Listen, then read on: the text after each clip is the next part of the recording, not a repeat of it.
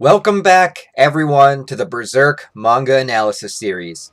It's been an absolute joy to go through this manga with you guys and to share all of my thoughts and feelings while I discovered every portion of what Miura put on the page to offer the world. It's been quite the journey to get through as much as I have, but there is still a decent chunk left to cover, and that is none other than the Fantasia arc. Quite an odd arc to talk about overall, though, for a number of reasons, but the most obvious being that, well, it's not finished yet.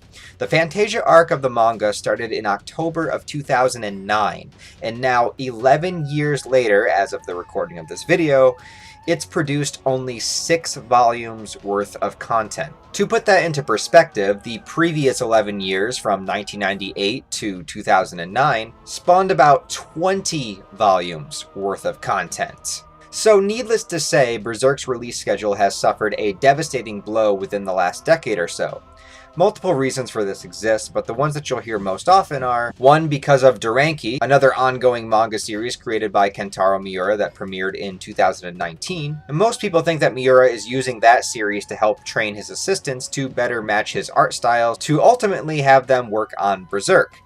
But other sources point to Miura being a very prideful person about doing Berserk himself, and if the artist did work on it at all, it would be mostly backgrounds and ancillary characters. Nobody is allowed to touch Guts' handsome jawline and muscles but me. And I completely understand that. There's also the ever cringy joke of Miura playing too much Idolmaster to work on Berserk, because he mentioned playing the game in an interview once. We also need to take into account the man's age. He's 54 now, and he's been making manga since he was 10 years old. Not to mention, Berserk has been around since about 1989. Berserk has been around as long as I've been alive, so, maybe it'll end the year that I die. I've always kind of thought that in the back of my mind. But anyways, who knows? But fans that have been following the series for a while know the true struggle and theme of the series has been the wait for new chapters through various hiatuses, and the fact that the majority of them happened while the story had Guts and his merry band of travelers on a boat heading towards the Elf Island, making it the longest boat ride in the history of manga. Until Hunter x Hunter tops it in a few years, I'm pretty sure. But besides the outside, real-world problems of the Fantasia arc and its release schedule, there are also things that make the Fantasia arc very odd in its own universe, and things happening that make people think that Berserk has gone downhill starting at this point. Well, first we have a side quest story involving an island and a sea god, but it's not like Berserk hasn't done stuff like this before. The Lost Children chapters of the Conviction arc, or even the troll fight in Enoch Village, are similar to what goes on here at the beginning of Fantasia, but maybe it's the fact that people just wanted them to get to the island destination in a more urgent way than they had previously. Or maybe that it's unlike any of those, unlike Rosine, the sea god doesn't actually serve as a character, just a big obstacle and a reminder of what the world may have been like before everything changed. Or maybe it's just that it feels kind of like filler. Maybe with everything Guts and company have done and gone through, the threat of danger wasn't as present as it was before, especially knowing that the Sea God Island isn't where the journey will eventually end up. After all, the first part of Fantasia is called the Elf Island chapters, so you know they're going to get there at some point anyway. Maybe it's also the introduction of more magical characters, not the least of which on the island that has been coined by some fans as Lolly Witch Academia. And it goes hand in hand with a complaint that Berserk has gotten too cutesy with a bunch of little girls and exaggerated chestnut puck jokes, as opposed to its more darker, brutal origins. There's some merit to this, but I would also argue that the Dreamscape was pretty dark, and also I think the long gap in releases makes people more frustrated since in real-world time, it's been a long time since there's been any big action moments in Berserk. And we also happen to have Guts in a stage in his life where he has pretty much conquered his Black Swordsman persona, with the exception of a few moments, and pretty much what we have to worry about now is the Beast of Darkness aspect of his personality rising to the surface, more so than his standoffish, kind of brutal nature that he had before. But I digress. I'm not sure how far into the Fantasia arc we even are. We could be halfway, a third, it's really hard to tell. Will it be the final arc, or will there be another arc after this one?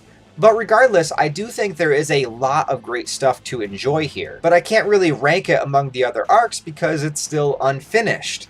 But I can tell you that there are plenty of scenes and moments that I cannot wait to discuss with you guys. So without any further ado, let's get started. I also want to mention that the word Fantasia means something considered weird, unreal, or exotic.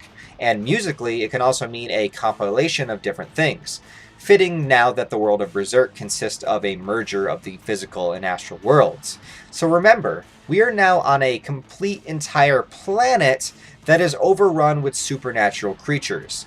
Unlike the occasional troll or ogre seeping out into the physical world, now we have hundreds, perhaps thousands of them here alongside with every other mythical creature that humans have come up with in their nightmares. The only safe haven in the world right now known to mankind is the kingdom of Falconia, which has risen from the ashes of Old Midland and is ruled by none other than Griffith himself, a paradise and a sanctuary for all mankind and apostlekind. And far, far, far away from any of that, on the ocean, is a giant warship known as the Seahorse, captained by the boss Chadman himself, Roderick, the true main character of Berserk.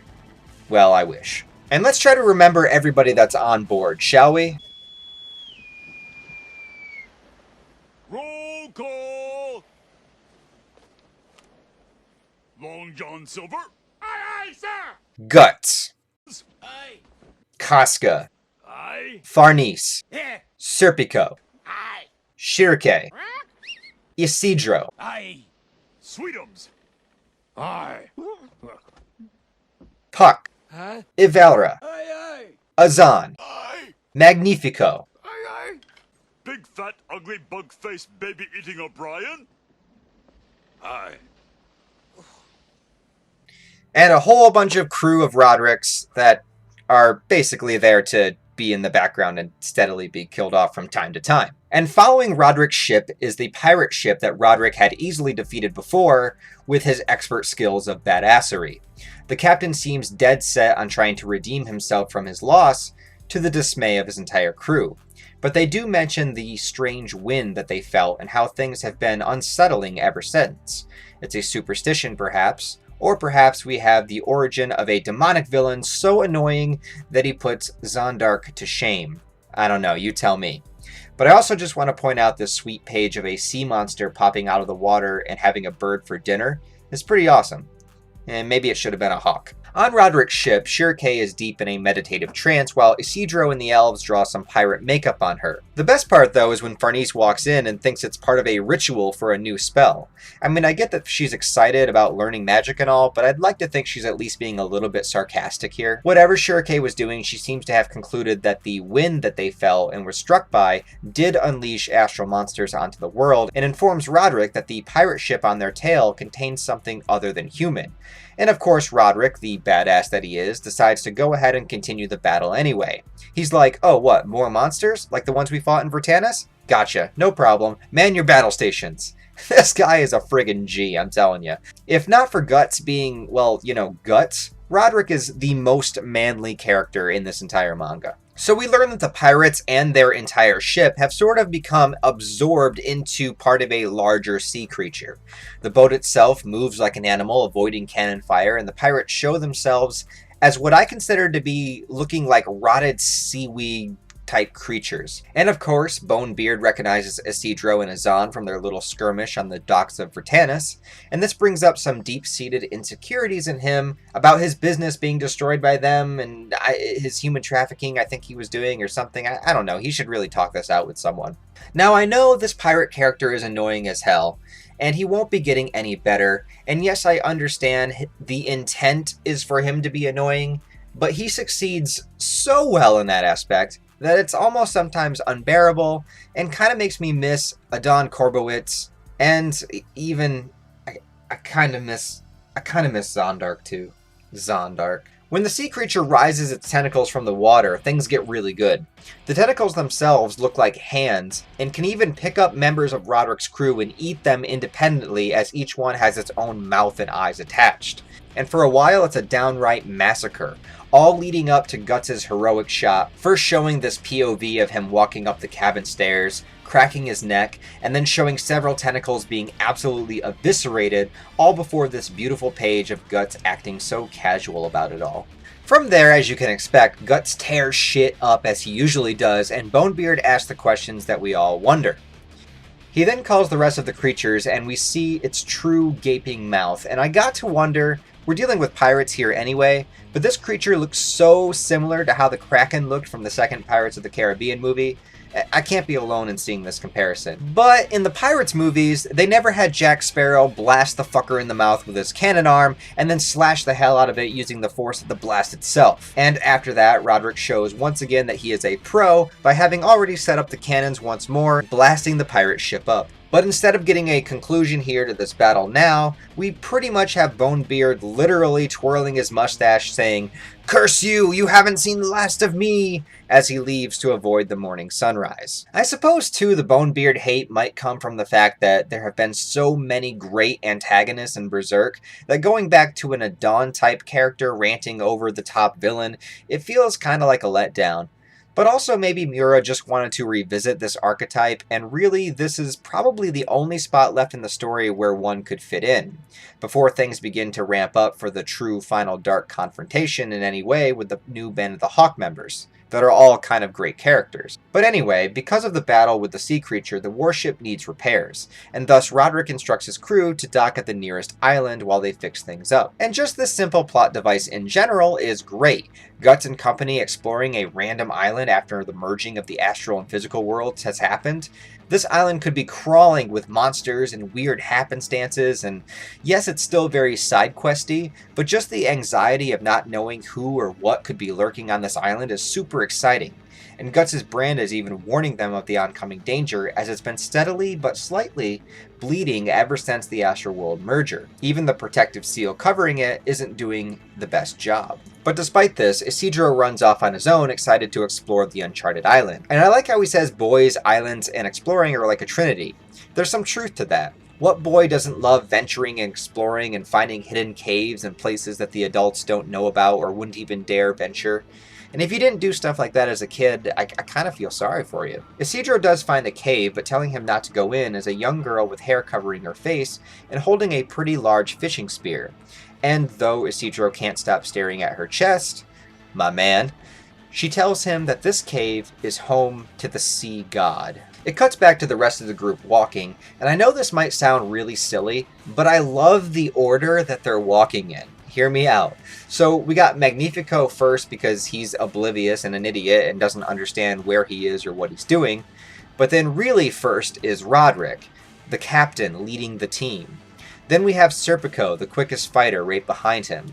Shurike and Casca are in the middle as they need to be the most protected. And Guts behind everyone, which is like how in a pack of wolves the alpha will sometimes walk last in order to make sure everyone is safe and moving forward. I don't know if the order of their walking was really meant to be anything profound, probably not, but looking at this panel, I was just like, yo, this is perfect. Serpico questions Roderick about leaving his ship, but Roderick has complete faith in his first mate, and also, as the man that he is, feels like it's his duty to escort the women through the island. Take notes, gentlemen. But anyway, as they enter what looks to be like a little fishing town, it seems to be empty of people. And we're entering into a very haunting, ghost town-like atmosphere, until Casca notices something. She pulls Fernice along with her to an opening in a rock formation to see something that looks almost like the head of a squid with its eyes closed. It's a statue of an ancient god. Shirke explains that things like these were considered gods before the widespread of the Holy See religion. And every time we get more glimpses and information on the Holy See, I find it dreadfully fascinating. It's like at one time the astral and physical worlds worked in a much more fluid way with one another. But as humanity thrived and the Holy See was brought into existence, the connection between the spiritual and humanity was weakened. We created an ultimate god to replace the need for things like sea gods. And of course, I believe that this is all in line with whatever the god hands or the idea of evil's plan ultimately is, but none of that really matters here. Shurike decides to go off on her own to get in touch with the spiritual side of this island and try to understand what she is feeling here. and the rest of the group enters a tavern where people are seemingly sitting in the distance but covered by shadow. There's even a cook that tells them to serve themselves, but clearly these people are not people, and Guts picks up on this right away. Meanwhile, Isidro's attempt to explore the cave was thwarted by him tripping over himself. The poor bastard. So the island girl took him back to her little hut, where she seems to have no issue whatsoever changing in front of him. All I gotta say is good job, Isidro, but all he can do is look in paralyzing fear of a naked girl in front of him. As she puts on her clothes, she introduces herself as Isma, and she excitedly wants to hear all about the world outside of her tiny island. Shirake makes it to the same cave where Isidro was just moments ago, and she finds the flame dagger that Isidro dropped, and just by stepping slightly into the cave, she sees the tentacles similar to that from the ghost ship. And then we get one of the best gags in Berserk that Berserk has ever done, in my opinion. Shirake uses the thought transference power to see where Isidro is, just to make sure he's okay, and she sees through his eyes only to see Isma's cleavage that Isidro cannot stop staring at.